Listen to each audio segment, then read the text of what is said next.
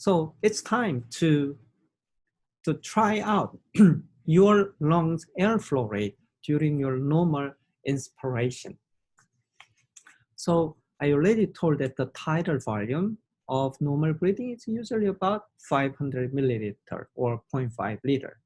And why don't you test the number of breathing or respiration per minute? So you have a timer set up and then watch your breathing and then just count.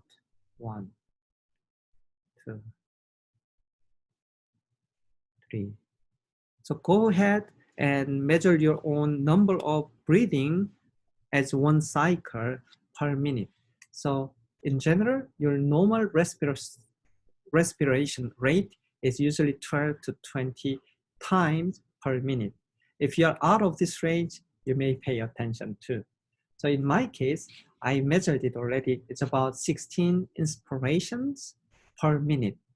So then what's my flow rate during my inspiration, which is of course the number of inspirations per minute multiplied by tidal volume. And you can have a cancellation out of minute, and this will gives a 8 liter per minute. I think I have to remove this one. Oh, this minute is supposed to be 1 inspiration. Sorry about that. So during period between breath, inhale and stop and exhale. And that stopped part, there's no flow, which means from here, the flow depends on the pressure difference between the atmospheric pressure and my alveolar pressure. So when this becomes 0, that means the resistance is usually always positive. So my alveolar pressure, when it becomes the same as atmospheric pressure. So just make this concept simple. Let's define atmospheric pressure, because what matters is a relative difference, not the absolute. So let's set atmospheric pressure as 0. Then this is 0. Then alveolar pressure during the inspiration, which means the flow is coming from outside to inside. Then this minus should be positive because the outside to inside is defined as positive. So the alveolar pressure can be defined as a negative. Likewise, or vice versa, during expiration, the alveolar pressure should be positive so that it can go out, as we define the outside pressure as a 0. So in a nutshell, ventilation is driven by these changes of alveolar pressure, and that pressure is originated from the muscles of our respiratory system in our chest to create these pressure differences. So now we have determined our flow rate, and assuming the pressure drop during inspiration, let's say it's about 5 millimilli Hg. So delta P is 5 millimilli Hg, and we define the flow rate. Then we can also calculate the resistance. So if you do the math, you'll find out 0.4 millimilli Hg times minute per liter. So that unit is very important. Now, let's consider about this ventilation event, that our lungs are composed of this conducting conduit and the actual business end where gas exchange is happening. So this diagram shows clearly about what's happening. So let's say these dark ones are oxygen containing air when it goes down inside. So there are so many alveoli, so I just make a simplifying of big one alveolus representing our lung. So when it gets pre-inspiration and this part will get inside our lungs, then that part, except that part, the rest of this part will involve in gas exchange. So it becomes like this. After inspiration, the oxygen's gone. And you see this upper part, which is represents the conduit, so which does not involve gas exchange, will still remain there.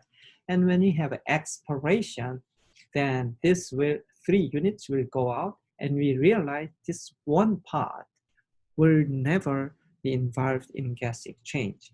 And that I call as a dead space or dead volume, which means the volume of gas within the airways that does not contribute gas exchange during breathing. And we already know the volume is about 150 milliliters. So when we talk about ventilation rate, we can think of 2 kinds of ventilation, just considering the amount of air getting into our lungs or not. That's called total ventilation rate. But our interest is more on the ventilation which actually involves in gas exchange. So that we call alveolar ventilation rate. So how can you calculate total ventilation rate, which is number of breath and multiplied by tidal volume inspired per breath. Then usually for 1 minute, let's say about 15 breaths per minute times tidal volume of 0.5 liter, that will gives out about 7.5 liter per minute, meaning that in 1 minute, we actually get about 7.5 liters of air getting into our lungs.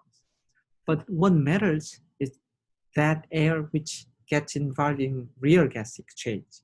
So that's actually meaning that not just this tidal volume, but remove that volume so that those core which is involved in gas exchange as a alveolar ventilation rate, that we should multiply by 0.35 liter as a new one, then we will get about 5.3 liter of air is actually involved in our inspiration for gas exchange during 1 minute of time.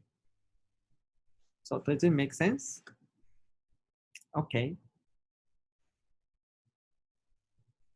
So the next is, I think it's better to practice with the board exercise, which is alveolar ventilation and concentration of oxygen, because we care about this oxygen in the alveoli.